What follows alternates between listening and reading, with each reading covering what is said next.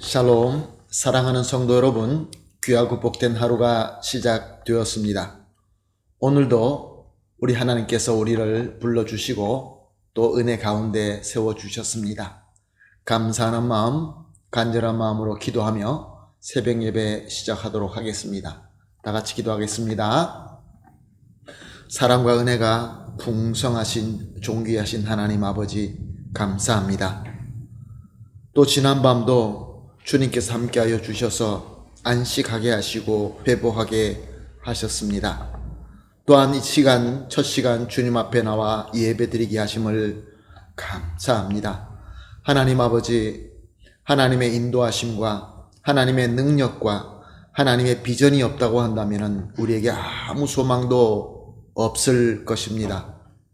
그러나 참 좋으신 하나님께서 항상 임마누엘로 함께하여 주시고 이렇게 우리에게 은혜와 복을 내려주시니 감사하지 않을 수가 없습니다. 특별히 오늘 새벽 예배를 통하여 이 어렵고 힘들고 또 모든 이 풍랑 가운데서 어려워할 수밖에 없는 우리에게 하나님의 귀하신 사랑과 또 깊은 교감과 하나님과 함께함으로 우리 마음속에 능력과 기쁨과 평강이 넘치게 하여 주시옵소서.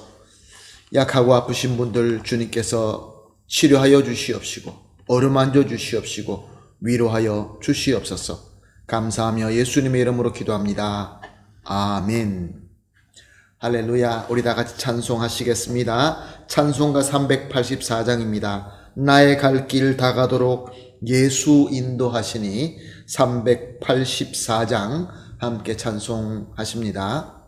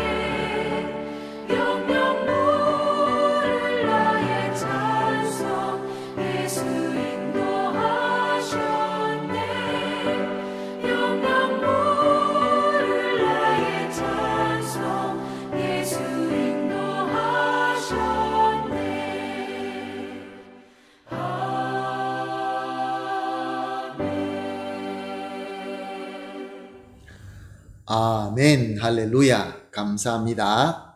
오늘 우리가 함께 보실 말씀은 다니엘서 6장 24절 말씀입니다. 다니엘서 6장 24절 한 절 말씀만 함께 보시겠습니다. 말씀 봅니다.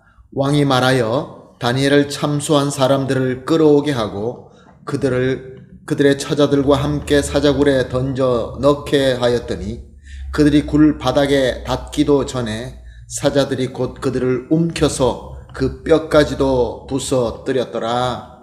아멘. 우리 하나님은 진정으로 공의의 하나님이십니다. 악과 의를 밝히시고 악인은 심판하시며 의인은 구원하시고 그렇게 공의를 실현하십니다. 하나님은 다리오 왕을 통하여 다니엘을 참소한 자들을 사자굴에 던지게 함으로 공의를 실현하셨습니다. 사자들은 다니엘이 던져질 때와는 전혀 달리 그들이 굴 바닥에 닿기도 전에 움켜서 뼈까지 부서뜨리고 말았습니다. 사자는 온순했던 사자가 아니라 원래부터 아주 사납고 잔인한 사자였던 것입니다. 그러므로 다니엘이 사자굴에서 아무 일 없이 살아나온 것은 확실하게 하나님의 능력이었던 것입니다. 자, 한번 우리가 생각해 보십시다. 만약에 하나님의 구원의 손이 다니엘에게 뻗치지 않았더라면 다니엘은 어떻게 되었을까요? 다니엘은 분명히 죽고 말았을 것입니다. 그런데 이 다니엘이 죽을 수밖에 없게끔 다니엘을 참소하는 자들은 다니엘을 참소하였던 것입니다. 다니엘을 요즘 말로 하면은 고소하였던 것입니다. 왜 그랬을까요? 다니엘이 그들에게 피해를 주거나 위험한 자라서 그랬습니까? 새로운 왕국에 피해를 줄 것 같은 그런 마음이 들어서 충성된 마음으로 그렇게 하였을까요? 그렇지 않습니다. 그들은 다니엘을 이기적으로 시기하고 그래서 미워하는 마음으로 그렇게 한 것입니다. 다른 이유가 없었습니다. 그들의 무책임하고 사악한 꾀와 행동으로 말미암아 한 사람 의인을 죽일 수밖에 없는 그런 상황을 만들고 말았던 것입니다. 그러자 하나님께서는 하나님의 공의로 이 악한 자들을 심판하고 말았습니다. 사랑하는 성도 여러분, 요즘 우리가 살고 있는 이 시대에도 이렇게 너무 쉽게, 너무 무책임하게, 너무 악하게 다른 사람들을 참소하는 자들이 참 많습니다. 그들은 무엇든지 너무 쉽게 평가하고 비판하고 참소하며 판단을 내립니다. 무책임하게 말을 하고 무책임하게 글을 쓰고 요즘에는 또 동영상 시대이기 때문에 무책임하게 동영상을 만듭니다.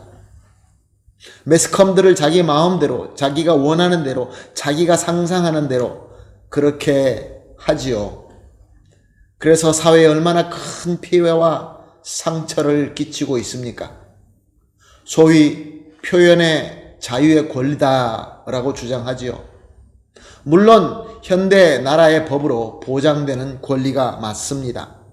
인간의 기본적인 권리 중에 하나가 표현의 자유 맞습니다. 그리고 또한 표현을 할 수 있는 방법도 요즘에는 도구도 많고 공간도 너무 많고 너무 흔합니다. 그래서 너나 할 것 없이 사람들은 표현하는데 문제는 무책임하게 너무 쉽게 너무 가볍게 말을 하고 만방에 퍼뜨린다는 것입니다. 물론 그럴 만한 이유가 있을 때도 있습니다. 그러나 다수는 그저 자신의 교만을 나타내기 위하여 내가 더 잘났다라는 것을 나타내기 위하여 아니면 이기적인 욕심을 채우기 위하여 누구를 시기하고 미워하기 때문에 이런 권리를 잘못 사용하고 있다는 것입니다. 심지어는 심심해서 웃기기 위하여 그렇게 한다라고 말도 안 되는 이유를 대기도 합니다. 그런데 안타깝고 심각한 것은 너무나 많은 사람들에게 피해를 주고 너무나 많은 마음을 상처를 주고 피를 흘리게 하며 이 시대에 너무나 혼돈을 가지고 온다는 것입니다. 더 심각한 것은 우리 가족 가운데에서도, 아니 그리스도의 공동체 안에서도 이런 일들이 있다는 것입니다. 그리스도의 공동체는 그리스도의 사랑으로 서로 섬기고 서로 품어주고 서로 함께 하는 것이, 그것이 우리 주님께서 원하시는 뜻입니다. 그런데 들어와서 너무 무책임하게 판단하고 비판하고 참소하면서 형제들을 비하하고 부끄럽게 만들고 상처를 주면서 심지어 우리 주님께서 세우신 사랑과 은혜의 질서를 깨뜨리고 있는 경우가 우리가 볼 수 있어서 너무나 안타깝다, 그런 말씀입니다. 사랑하는 성도 여러분, 지금 우리는 은혜의 시대에 살고 있습니다. 그러므로 그 어느 때보다 주님의 풍성한 긍휼하심을 누리고 있습니다. 많은 불의가 있지만 당장 하나님의 심판과 벌이 떨어지기보다는 하나님이 용서할 수 있도록 회개의 기회를 주시는 그런 때인 것입니다. 그렇다고 해서 하나님의 공의가 사라진 것일까요? 하나님의 공의는 이 시대에 더 적용될 수가 없는 진리일까요? 그렇지 않습니다. 하나님께서는 하나님의 독생자 예수 그리스도를 희생하시면서 우리에게 회개하고 용서받고 하나님 앞으로 돌아올 수 있도록 지금 은혜의 때를 주고 있는 것 뿐인 것입니다. 하나님의 공의의 심판은 분명히 있습니다. 그 공의의 심판은 지금 우리에게 올 수도 있고, 궁극적으로 예수님께서 이 땅에 오실 때, 재림하실 때, 그때는 분명히 오게 되는 것입니다. 사랑하는 성도 여러분, 사람의 공의는 절대로 완전할 수가 없습니다. 그러므로 사람의 심판으로, 사람의 공의로 우리가 잘 되고 못 되는 것을 판단할 수 없습니다. 우리는 하나님의 심판의 공의만 믿고 섬겨야 되는 것입니다. 사랑하는 성도 여러분, 오늘 본문 말씀을 통하여 과연 우리는 하나님의 공의와 심판에 대한 우리 영적 감각은 어떻습니까? 당장 하나님의 심판이 없고 기다리는 은혜로 말미암아 영적 감각이 무뎌지고 있지는 않습니까?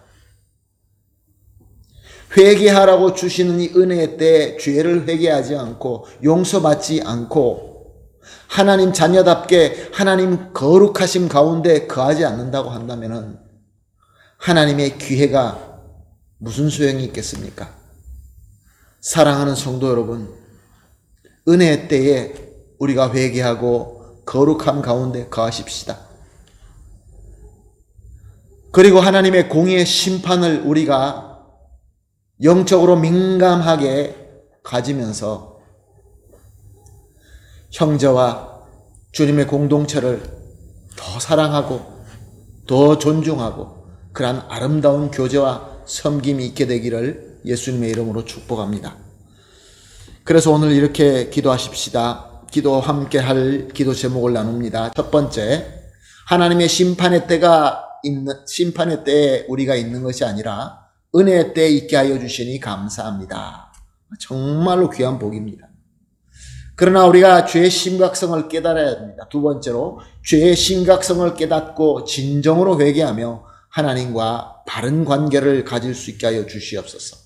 그리고 마지막으로 하나님의 은혜로 공동체와 이웃을 사랑으로 존중하며 섬길 수 있게 하여 주시옵소서. 세 가지로 함께 기도하시고 그 후에 개인적으로 기도하신 다음에 오늘 하루를 시작하도록 하겠습니다. 다 같이 기도하겠습니다.